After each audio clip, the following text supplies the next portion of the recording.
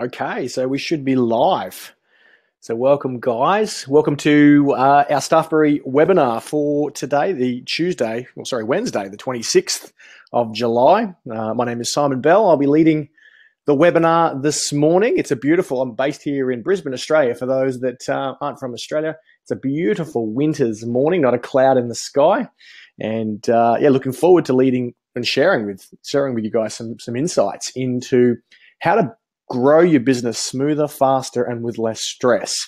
But before I get started, I'll just wait a couple more minutes because it's just gone 10:45. So I'll give some people a couple more minutes just to log in to see where they might be at. And then we'll get stuck into the session. So if you are online already, I'd love to find out a little bit about who you are and where you're calling in from. So plus it also gives me an opportunity to double check that the audio is working. Feel free to shoot a comment or in the chat box on the right-hand side to let me know who you are and where you're calling from, or where you're logging in from, more importantly. And as my commitment for today's session is to give you as much customized and personal value as possible. So would love to find out where you guys are at. All right, good stuff. Okay, welcome. Big welcome to Diane. Welcome, Diane.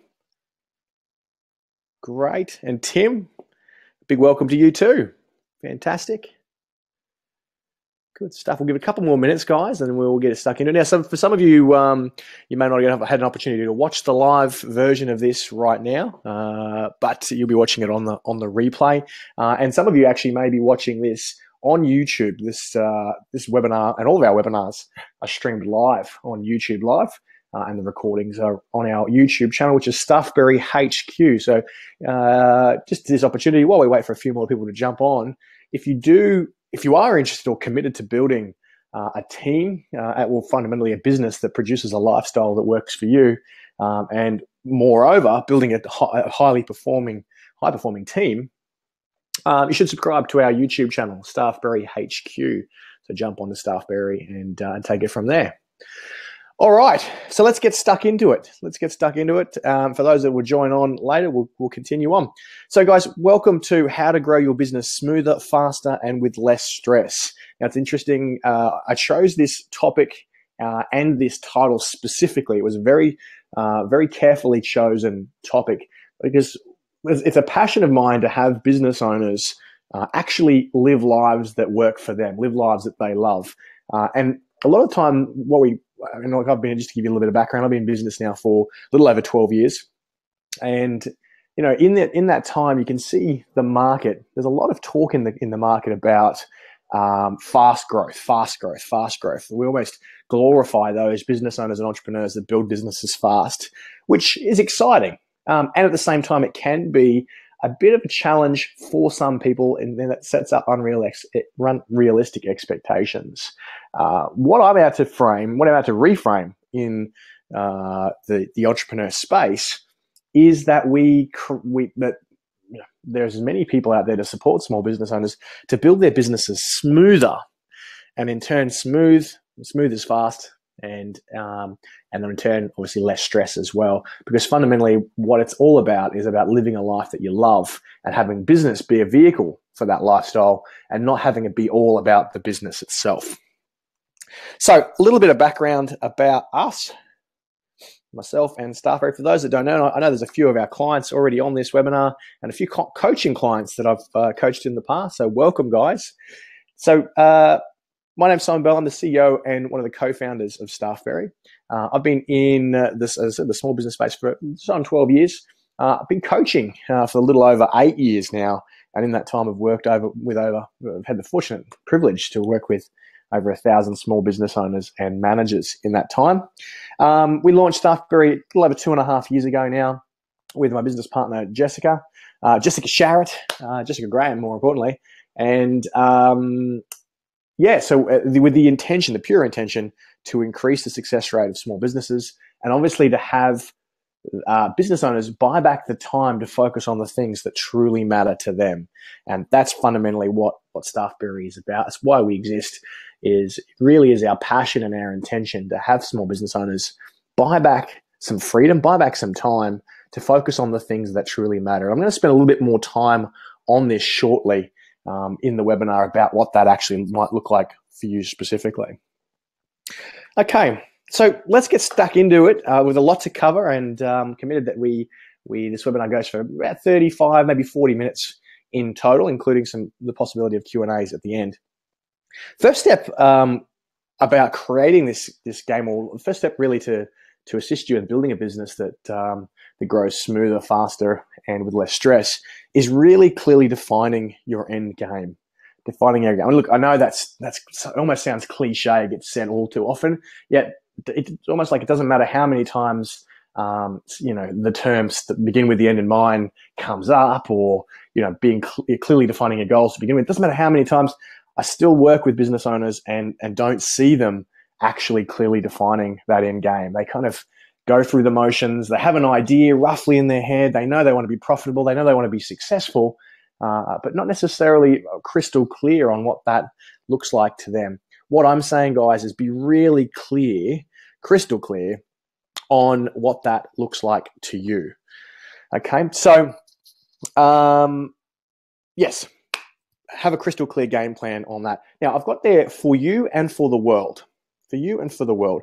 Now, what I mean by that is, what's your end game specifically for you personally as a business owner, a director, as an entrepreneur? What does it look like to you? And I did a video last week or a couple of weeks ago now on defining your ideal day. It's a really great, you can find it on our StaffBerry HQ YouTube channel.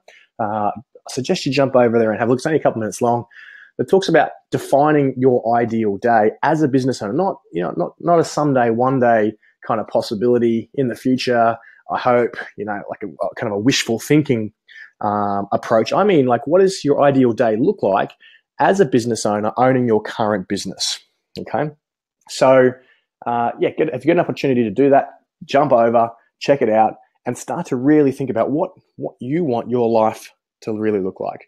Now, that's for you, but also for the world. And one of the things we're going to focus on in this webinar, and I believe one of the core attributes or characteristics for building a business smooth, fast, and one that provides you with less stress. Now, you notice I didn't say no stress there, because, hey, if you're up to a big game, there's going to be breakdowns and there's the possibility of stress to occur. But I'm going to say less stress and really enhancing that experience of life. Now, if you're up for that game, one of the things that you're going to need to do, the fundamental characteristics, is to build a team. And we're going to talk about that shortly in the webinar. But one of the principles of leadership, one of the fundamental principles of leadership, and in turn, obviously, building an effective and high-performing team, is that the vision for the business needs to be much bigger than just it being about you. If you want to inspire your team, if you want to have a team that is as committed to the business as you are, and yes, that is possible, the business itself needs to be fulfilling on a purpose in the world greater than just making you money, or just greater than having it be about you living your ideal day. So step one in this process, really, guys, is to define that end game for yourself. What you want personally, because look, not necessarily, unless of course you are in a charity situation. But for most people, they're in an organization, they're in a business, or started a business with the intention of providing a lifestyle for themselves. So please clearly define that and don't invalidate that. Don't feel guilty about that. But at the same time, equally as important, work out what purpose or what you want to, what difference you want to make in the world. Clearly define that success. Okay, so that's step one. I'm having a bit of challenges with my clicker here. All right, there we go. Now, one of the things that we've defined, and this is something that I've worked on for some time, being engaged in the conversation of what success actually looks like. And I personally believe success is the freedom to choose how you spend the two fundamental commodities of life. The freedom to choose how you spend the two fundamental commodities of life, and those two fundamental commodities are time and money. And that freedom of choice is really the key there. So as a business owner, I know for most part, most business owners, based on the research and based on my experience of being a business owner and obviously working with quite a large number of business owners, the original principle, the original intention there is to have that freedom, that flexibility to choose where to spend time and money. And everything else kind of falls inside of that. Now, what we've got here, I also believe, is that success is experiential. And what I mean by that is it's not necessarily a possession. And in fact, it's definitely not a possession. It's not something that you own. It's not a bank balance. It's not a fast car or a nice apartment or, international holidays or whatever it might be. That might be the way in which you experience success, or it might assist you in experiencing success, but it's definitely, success is experiential. And what I mean by that is that it will be, people will experience success, different people will experience success differently. And I believe that you can actually start to experience success in the process of building your business. And in fact, I recommend it rather than, building it and then, hopefully having the experience of success one day in the future once you've achieved this miraculous business. What I'm out to have people get and really support people with is that they can start to experience success sooner rather than later, whilst in the journey of building their business, whilst in the journey of building, their empire or whatever it might be, launching their company. And so I believe that success, your experience of success then in turn will be in direct proportion to the amount of time you spend in a proactive state. Now you might think, well, what's this got to do with, outsourcing or whatever? Look, this is about, really building your strategy and having a look at your strategy in a way that has you experience success, from tomorrow, or at least in the next, in the short term, not, delaying it and putting it off on the hope that you will achieve some sort of, bank balance or sale price of your company or whatever it might be.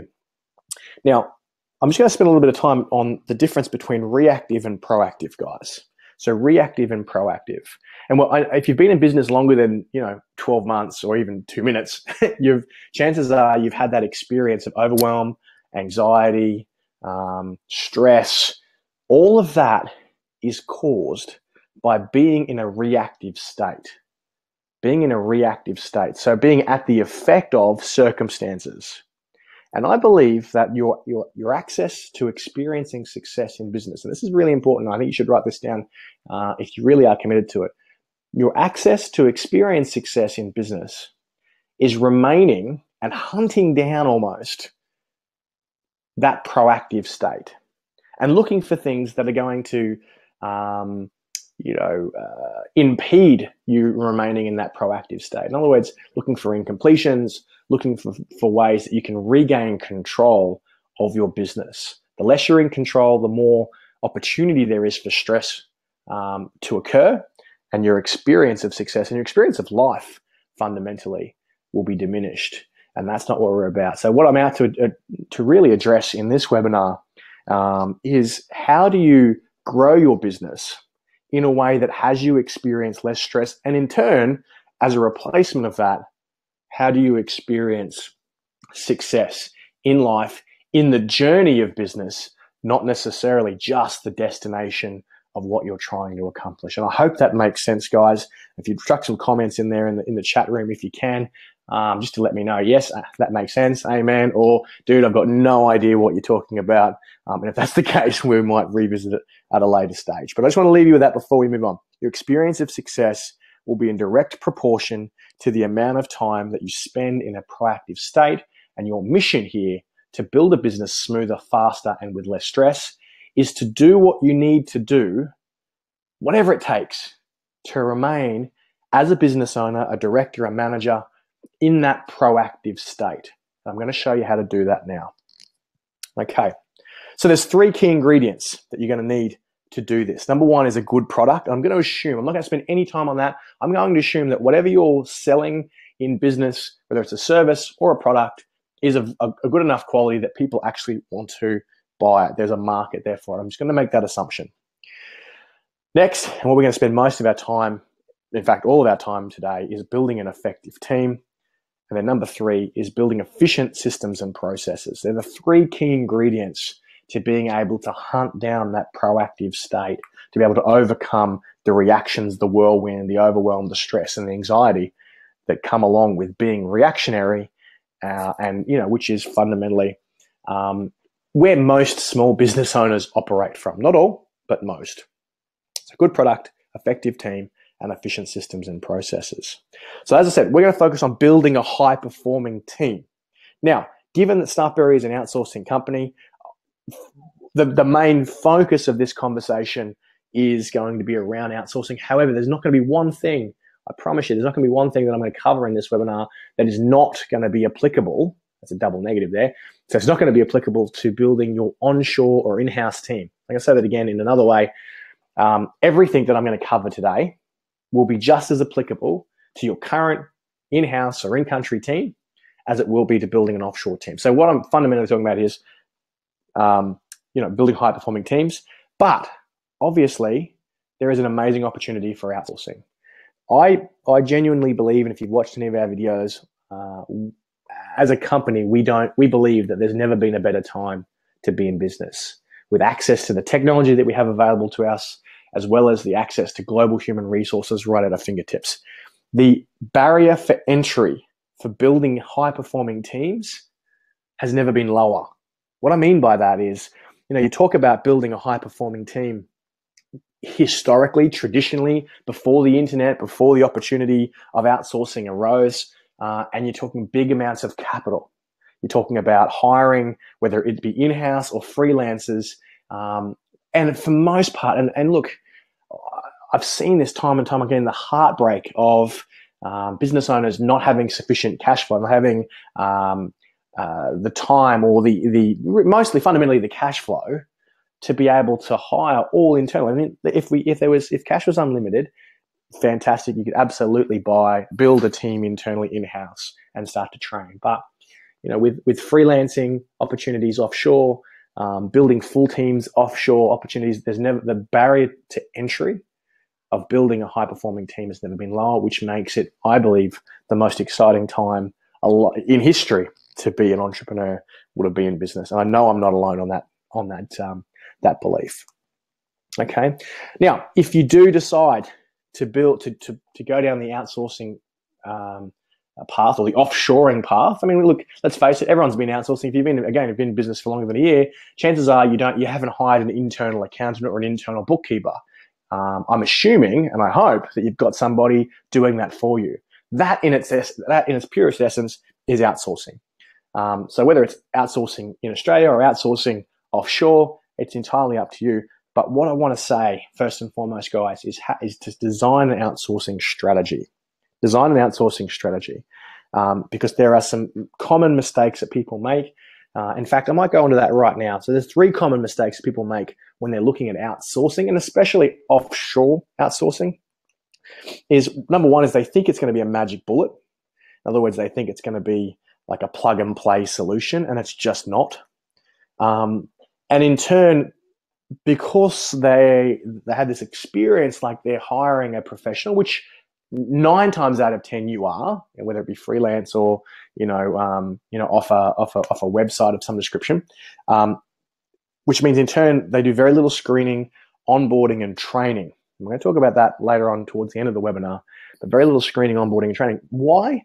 Well, generally speaking, because people are time poor. I mean, the fact that business owners are looking to hire freelancers or to outsource tasks is generally because they're time poor, which means they're reactive rather than necessarily proactive for most part. Not everybody, and that may not be you, but for most part they're reactive, which means they go to market quickly. They look for someone, because there's a breakdown or they need something done fast, which means there's very little screening done of the actual candidates that they're bringing onto their team, whether it be as a contract or a permanent position.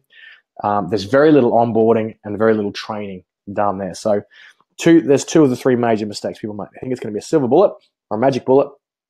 Excuse me. There's very little screening and onboarding and training in that process, and they make a lot of assumptions is the 3rd one. And what I mean by that is, look, one of the analogies I use is how many different shades of purple are there. And I had this conversation with a web development agency. It was a client of mine a few years back, and we were building a sales process for them, and we had this conversation about when they're talking to a client about the color scheme of their websites, and they're talking to their clients about different things, making assumptions. And for them, purple is purple. Well, what colors?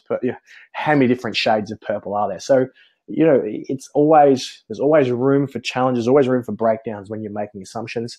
And what I mean in this case here is making assumptions in people's understanding of tasks or the roles themselves. If there's not the role or the tasks aren't clearly defined when you're outsourcing, don't expect people to be necessarily on the same page as you. You've got a lot more insight. Obviously, you come up with the ideas, and how you see the world and how they see the world may be very different. So there's 3 very simple mistakes that people make, and I see it time and time and time again. All right, also part of your outsourcing strategy, and I've mentioned it a few times, is determining whether or not you want to hire freelance or permanent staff. Now, there are plenty of websites out there, and great websites. Please, I'm not in any stretch of the imagination invalidating them or invalidating their position in the marketplace at all. You've got to decide whether you want somebody to come on board as part of your team to do individual tasks, whether it be, a new logo design or to design a website or, to do some data entry or whatever it might be. To have a look at, whether or not it's in that process of developing, or completing individual tasks or projects. If that's the case, then freelancing, whether it's Fiverr, whether it's Upwork, whether it's Freelancer, all great sites, really well set up. You just got to decide whether that's the right strategy for you or whether you actually are committed to building a team. Now, obviously, StaffBerry, that's what we're about, hiring and building offshore teams from the Philippines. But it may not work for everybody. And I'm going to say that up front. It may not work for everybody. You may not be at that stage in your business where, it's going to justify building, a permanent team. So it's really going to depend on where your business is at. And look, hopefully by the end of this, in this next section here in the webinar, you'll have some clarity around, well, what's more appropriate for me personally. And the reason, and please don't take this as a pitch, but the reason we set up StaffBerry the way we've set it up, because we believe that to get sustainable, long-term, smooth and profitable growth, it is all about building a team that is from a permanent basis. Not to say you couldn't use freelancers or the same freelancers in the same we do. We've got people that aren't on in permanent roles within StaffBerry, but are our go-to freelancers for certain graphic design work or certain little projects, video editing, and so on and so forth. But for most part, where we see and where we believe the best and smoothest growth, long-term and sustainable growth, is in building a team and doing that offshore. Okay, so that's just some food for thought. And really, I covered that there is think short-term, medium-term, and long-term. I know that there's actually a gentleman on this webinar. In fact, he's probably going to watch the live. Watch the replay rather than be on the live. Can't see him there. No. But Matt, I know you're watching. We only talked about this yesterday. I had a conversation about this yesterday. He's in the infancy stage of his business, and the concept or the idea of building a team offshore isn't not quite ready yet. So in the short term, he's going to be using freelancers or contractors on a project basis to do certain tasks, but knows hands down that what will eventually happen is he'll start to build that team, and as the team expands, then look at more of a permanent roles on that. So think short term, medium term, and long term. Now, I'm going to focus on, because as I said before, genuinely believe that building a team is your access to smooth, fast, and sustainable growth, and in turn, less stress. So I'm going to run you through a process on how to do that effectively now, okay? Step one, first and foremost, is to develop, step one was to begin with your end in mind. And if you're on this video, on this webinar, you would have got a copy of our 9 steps to creating an efficient business. If you haven't, I'll make sure you definitely get a copy of that. Just leave a comment in the box. And if you're watching this on the replay or on YouTube, please leave a comment below in the comment section. If you'd like a copy of that PDF, it's 9 steps to creating an efficient business. Feel free to, and we'll shoot that over to you on email. So apart from building or beginning with the end in mind, step 2 is to develop an organizational map or an organizational structure. Now, this is an organizational structure that will fulfill on your end game.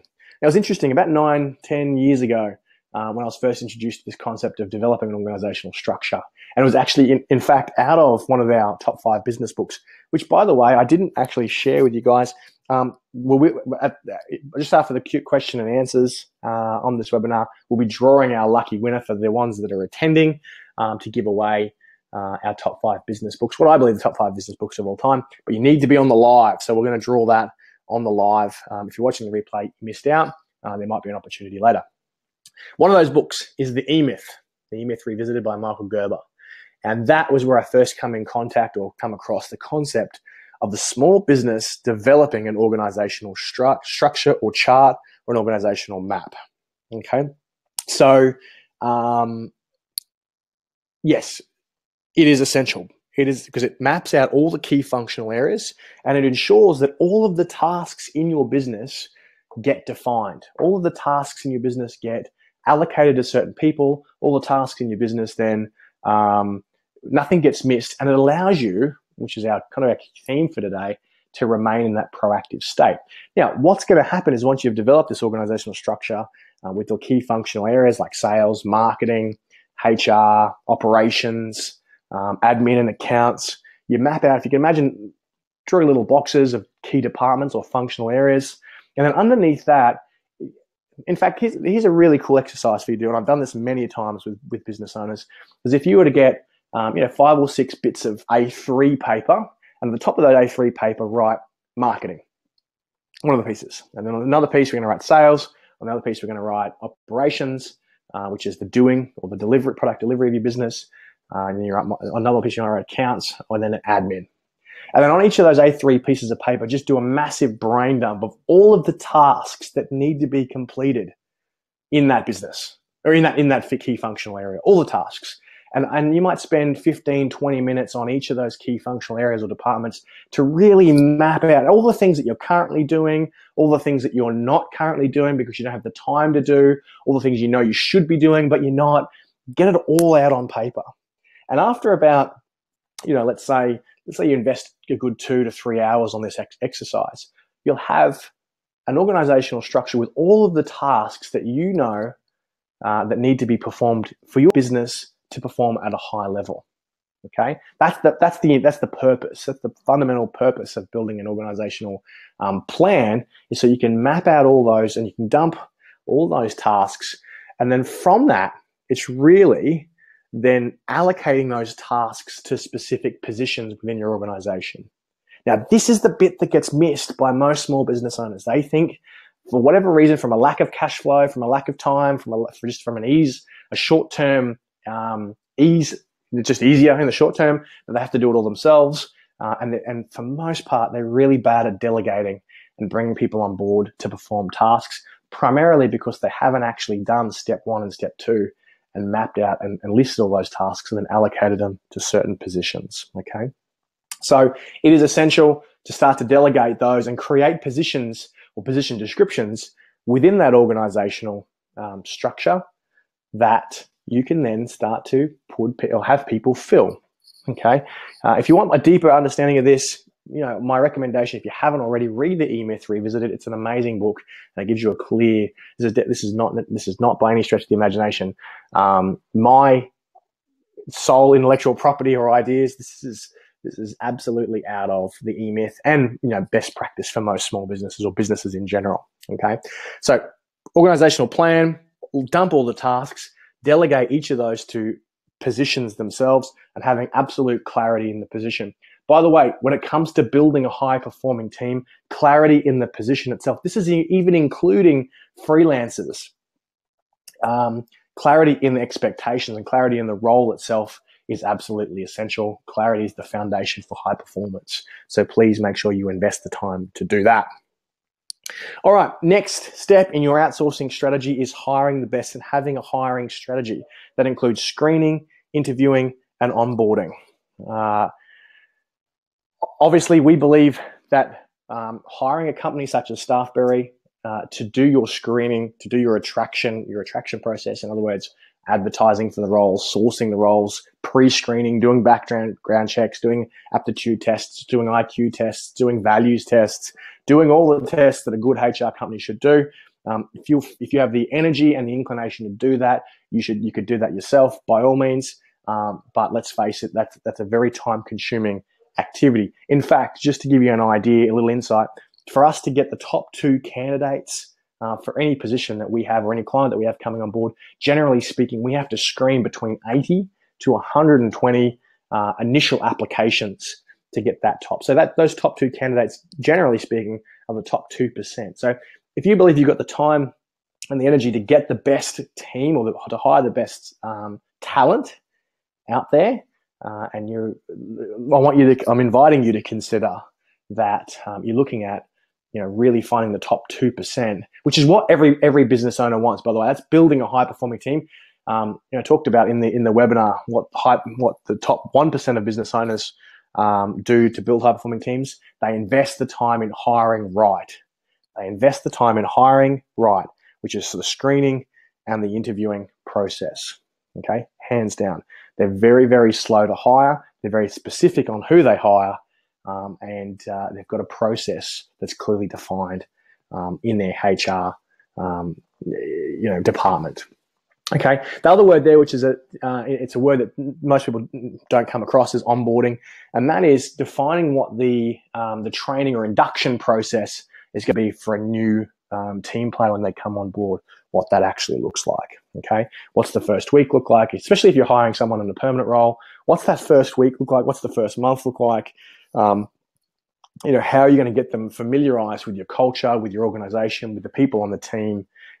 Because in that first 1 week to 30 days, every new team player is judging and assessing and working out who's who in the zoo, what they can and can't get away with, and what's generally expected as a member of this particular team, whether it's clearly defined or not.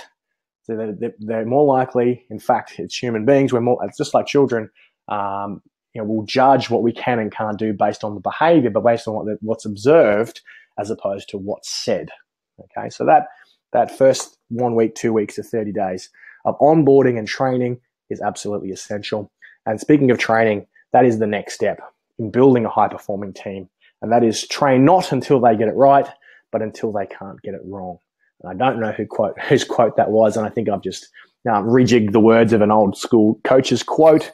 And forgive me for not having the person there, but I'm going to use it anyway. Train not until they get it right, but until they can't get it wrong. People undervalue the importance of training their team, whether it be a part-time team member or a full-time team member. Obviously, if it's a freelancer, there's going to be limited training required, and it's going to be more about getting the brief right. But as far as building a high-performing team, please make sure that you invest time in doing the training, train. And the last step is managing performance. So you've clearly defined the role, which is inside the big picture of the organizational structure, and then you've mapped out the position description. You've gone to work on screening, or you've employed or initiated the services of someone to do that for you, but we've screened, we've hired the best talent. Even the best talent in the world, guys, even the best talent in the world can be ruined by a culture in an organization that's not based on high performance. What I mean by that is, even if you've hired the best person, if they get into if a 1%er or a 2%er comes into an organization and is allowed then to let slide. What I mean by that is, underperform, and there's a culture of underperformance, then by default, two things will either happen. They'll leave because that's not aligned with their values, or they'll get disengaged and they'll start to underperform. Okay. So how to manage performance? Clarity of expectation is number one. Be crystal clear on what you expect from your team players. This will be in your position description. This should be in your team player handbook. If you haven't got one of those, I suggest you invest the time to do it. If you'd like a copy of that, please let us know. We can send you a template by all means. Build a team and don't hire staff.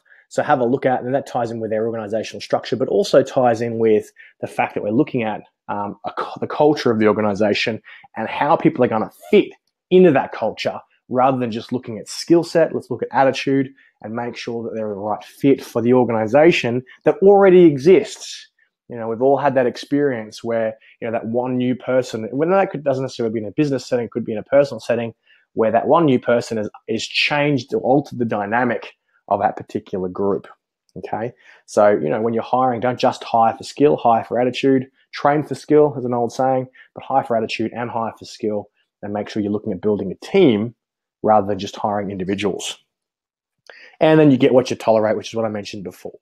the even best 1%ers and 2%ers of talent will decline in their performance if there's a culture that's not holding them accountable to maintaining that high performance. Okay, so please don't tolerate underperformance and have clear communications. And guys, there's a truckload of resources out there on how to communicate, because I think that's one of the biggest challenges. In fact, if there was a leadership principle that I'd love you to take away as a kind of a note from this webinar, that would be to learn to communicate effectively and manage people's performance through empowering communication. There's plenty of research and plenty of books on that.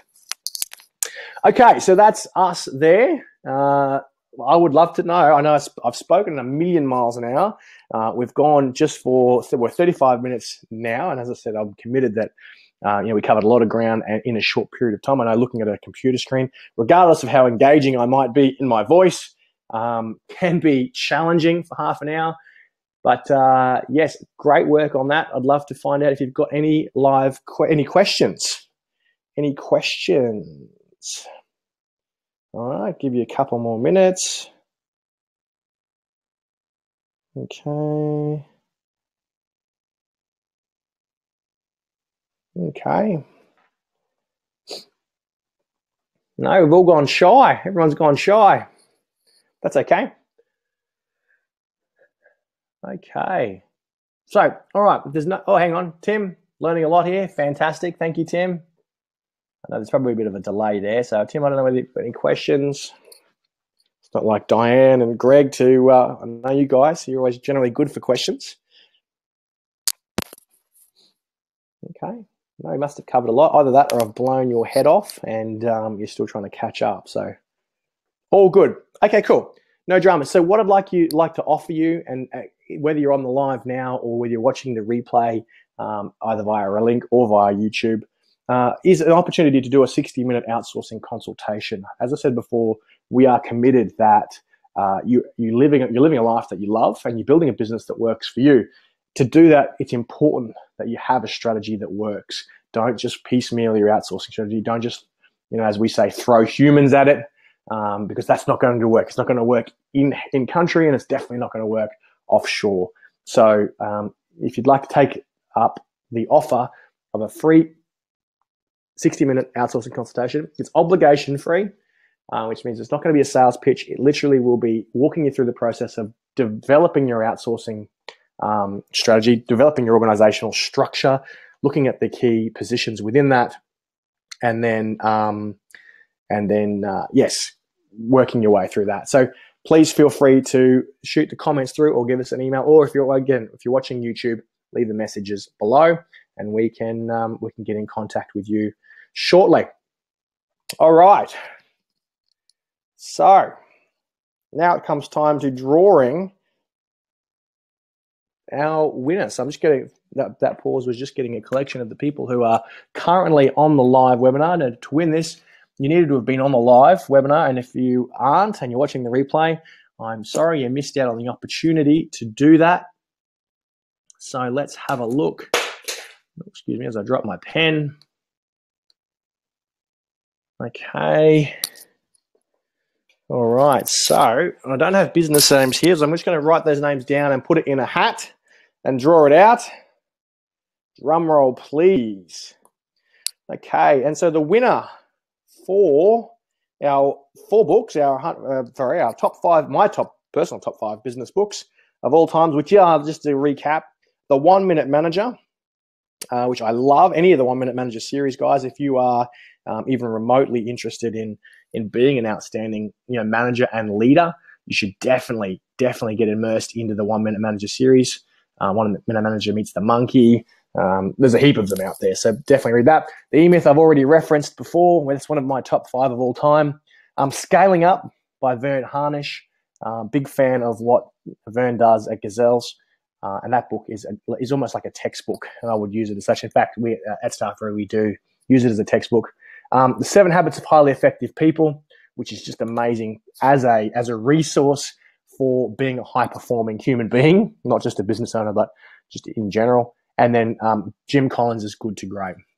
And so the winner of the top 5 business books is Tim. Tim, congratulations. Tim, I don't have your business name there, but I'll grab that off you. So we'll get in touch with you after this webinar and organise delivery of those top 5 books.